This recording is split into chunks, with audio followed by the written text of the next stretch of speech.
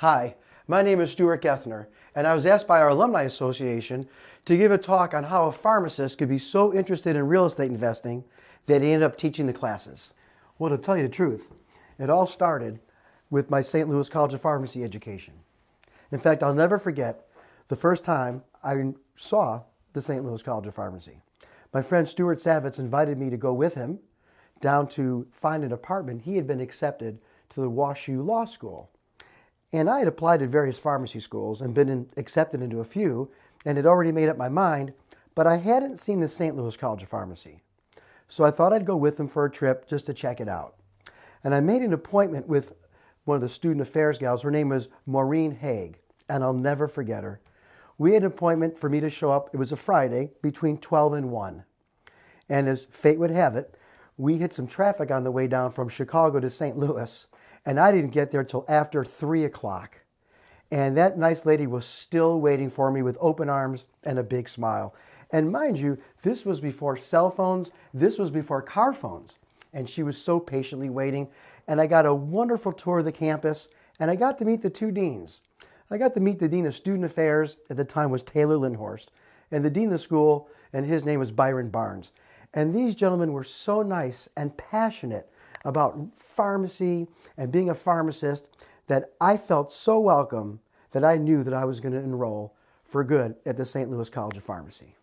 In fact, I still have many friends from the St. Louis College of Pharmacy. When I talk to my friends, Chuck and Howie, we may not talk for a few months, but it's as if we just met up yesterday.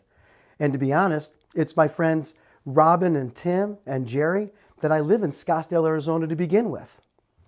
But back then, when I was enrolled, I took a class on business at the pharmacy school taught by the assistant professor of pharmacy administration, Dr. Donald Rickert.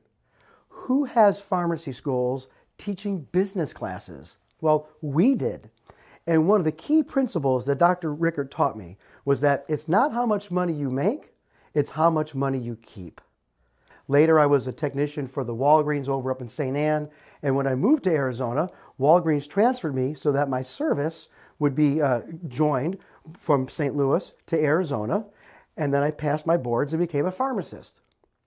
It was then I started getting a pharmacist pay, and you know how your check comes, they got the gross amount here and then the net earnings here.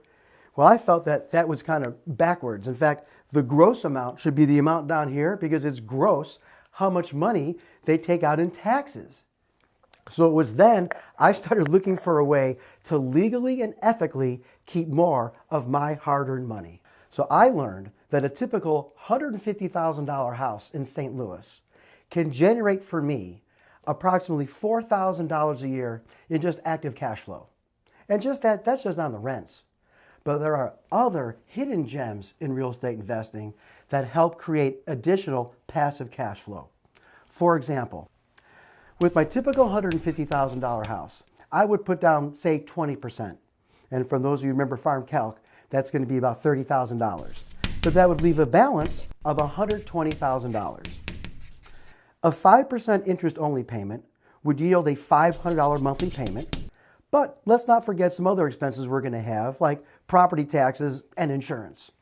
In a typical St. Louis house at $150,000, property taxes are going to be about $100 a month, and insurance is going to be about $50 a month, because that translates to, for property taxes, $1,200 a year, and for insurance, about $600 a year. So with our payment, subtracted from rent, subtracting property taxes and insurance, that yields us about $4,200 a year, right in our pocket. The interest portion of our payment is also a tax deduction. In our example, our monthly payment is interest only. So $500 a month for 12 months is $6,000 additional income depending on your tax bracket. And then let's not forget what's called depreciation. Now, depreciation is kind of silly. It means that, let's say the computer or whatever device you're watching me on, let's say you spent $1,000 for it. And the IRS says over 5 years, you can depreciate the life of that device. So $1,000 means over 5 years, you'd be able to deduct $200 a year off your taxes for depreciation. And at the end of 5 years, whatever you're watching me on, a laptop or a tablet or a PC, it probably has outlived its life. And it's an incentive for you to either donate it to a boys club or donate it to a church, and then go out and support the economy by buying another one, right? Well, imagine saying that about real estate, that over time it's going to go down in value and you get a deduction. But you do. In fact, in residential real estate, you get a deduction of the purchase price of the house over 27 and a half years. So in our example, you can see that depreciation would generate an additional $5,000 a year. And that doesn't include adding to it the interest deduction of about $6,000 a year or the cash flow of a little over $4,000 a year. So I can legally and ethically generate an additional $10,000 to $15,000 passive income per year in my pocket on that one house. So I started learning as much as I could about real estate investing. Now, I'm a third-generation pharmacist. My dad's a pharmacist, my Uncle Max was a pharmacist, my grandpa was a pharmacist, and we spent our time working in our own pharmacy, Gethner Drugs, back in Chicago. So I knew it was a matter of time before I left Walgreens and went out on my own and opened up my own store. I opened my first store in Mesa, Arizona, and it was there I discovered I really enjoyed teaching. And so I went on to develop and instruct the Certified Pharmacy Technician program over at Rio Salado Community College. And I really enjoyed that. And then one day I had a student in my class and we started talking about real estate investing. And I was kind of showing off what I knew, and he was also informing me how much he knew, and one thing led to another. And little did I know that he was related to one of the owners of a school here in town called the Commercial Real Estate Institute. And he introduced me to Mike Maloney, and before I knew it, I was teaching at the Commercial Real Estate Institute how to invest in residential real estate for investors. And from there, I had been now on the state association, the Arizona Real Estate Investors Association, instructor for over 10 years. And I'm also doing classes for the National Real Estate Investors Association. You know, I love being a pharmacist, and I also love being a real estate investor. But at the end of the day, I really love taking care of my family. And what I enjoy most about real estate investing is the passive income that it brings me. It's not that it's no work whatsoever. In fact, it does require some work, and you are going to have some vacancies, and you are going to have some repairs. So it's not a set it and forget it. But it's certainly nowhere near as labor intensive as filling the scripts I did when I was at Wally World Walgreens, or when I was doing my own stores of compounding and waiting on customers, which I love doing.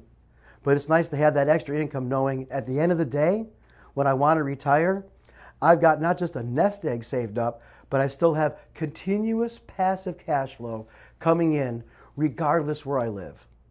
So my name is Stuart Gethner. If you think I could be of service, or you want to ask me a question, even partner with me in St. Louis or elsewhere, please feel free to reach out, whether you want to drop me an email or give me a phone call. I'd be honored to work with and serve with you. Thank you.